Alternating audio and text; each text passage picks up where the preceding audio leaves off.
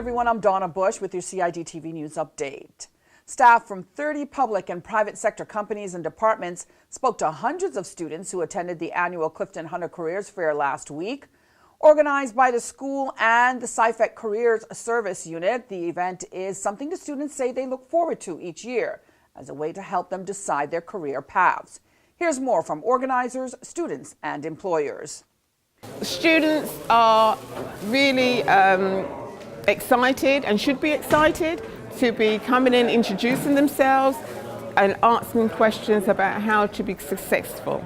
It's beneficial to the students because they're going to get information and advice from the experts who are in their own field and they want to recruit the best or prepare people so that they can become the best. So it's important for that reason. Also, the students are going to be taken out of their comfort zone. They're going to have to practice verbal communication skills or communication skills, like body language. They need to present themselves well.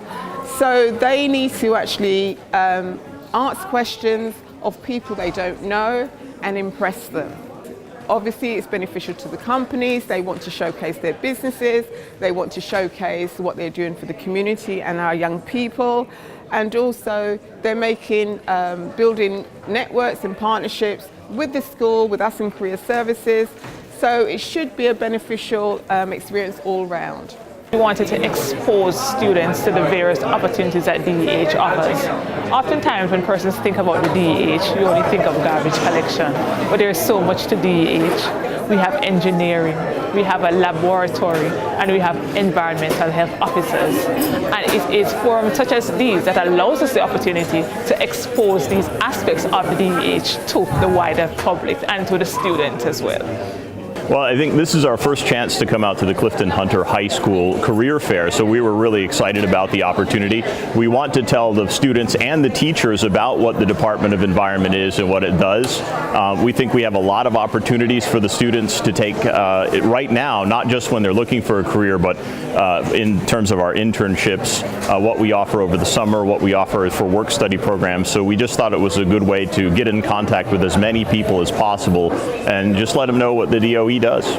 A lot of people, they don't really know what we do, especially students.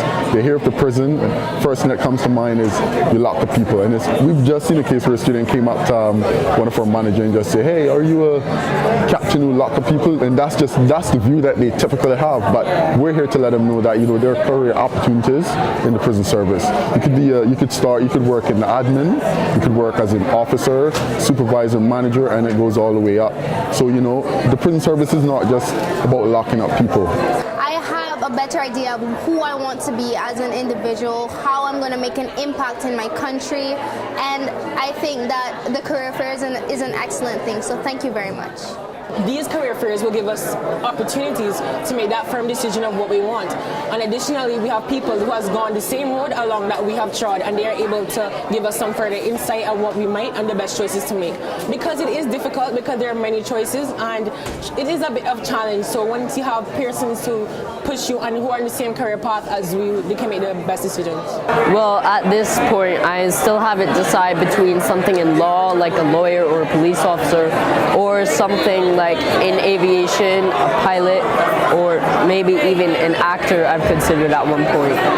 I feel like it would benefit a lot of people by coming to them at least 1 or 2 times just to get a better understanding of what they want to do or have some information about what a company is about. I think it's an extremely important part of our hidden curriculum. And as we work through the academic year, and certainly looking at our curriculum, how we develop that, it's an integral part of the curriculum from year 7 through to year 11. So in year 7, for example, we get the students to identify some of the careers experience they've had from primary school and perhaps to articulate more in terms of narrowing their choices or narrowing their areas of interest. We build on that through the Life Skills program, and in year 9, as the students are having their options, we have a careers interviews on a 1-to-1, as well as presentations and assemblies from our various departments within the school. So they get a very rounded program in Year 9, and of course everyone looks forward to the transition from Key Stage 3 to Key Stage 4 because of our Year 10 work experience program, which is extremely popular. This is our 4th year running the program, where every child goes out on work experience. They go for an initial interview, they send their resumes off, they have to research about the company, and then they go for their initial interviews. And 9 times out of 10, 99.9% get a placement with the company, and many of them go on to internships. And then we get to Year 11, and the students have a program called Dress for Success, where the employers actually come in, they interview the students, they apply for real-life jobs, and again, many of our students in Year 11 are successful for internships during the summer for when they leave Clifton Hunter. So we're extremely proud of what we're offering. Both the Cayman Islands Further Education Center and the John Gray High Schools also have extensive career programs for their students as well. Also making our headlines this Wednesday, the National Trust Families in the Wild program is teaming up with Sunset Divers to hold a snorkeling clinic soon. It's all happening on March the 9th, and for families with children ages 6 and up who are interested in learning to snorkel or just to improve their skills, you're invited to take part. They say space is limited, so you have to be booked quickly. You can do that by emailing community@nationaltrust.org.ky. Finally, Specialist Family Attorney Haley McCall is the Family Resource Center's 2018 Leah Freeman Award recipient. The award for selfless acts of time and dedication to the Legal Befrienders program is named after one of the service's staunchest volunteers and has been presented annually for the past 8 years. Ms. McCall says she's delighted to be of service, adding that it's incredibly important for everyone to dedicate some of their time to volunteering.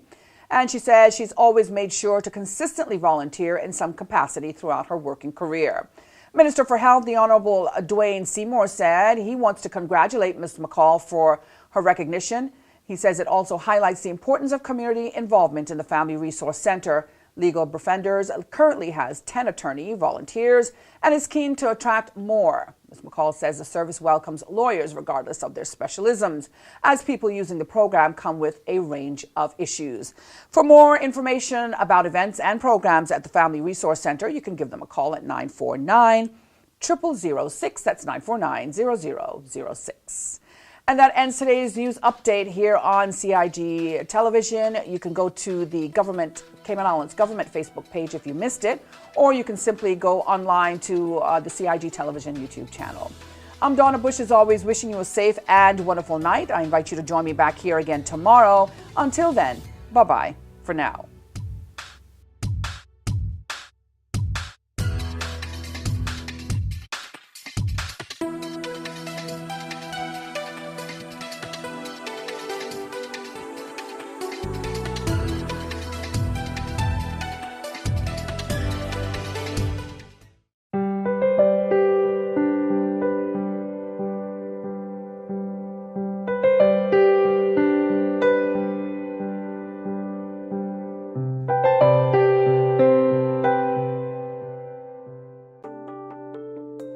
Did you know planning permission is required to clear land by mechanical means?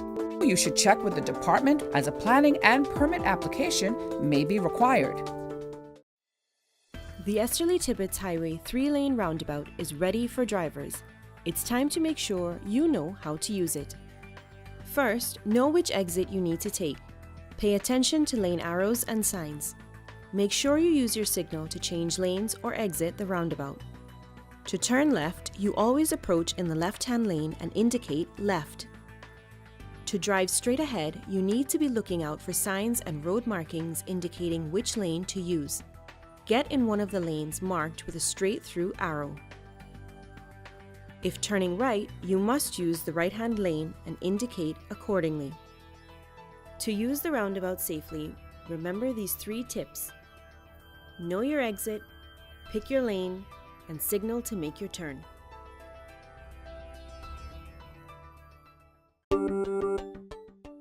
Did you know that planning permission is required for an addition, alteration, or any material change to your house? The 10% rule no longer exists. Did you know you should check with the department, as a planning and permit application may be required?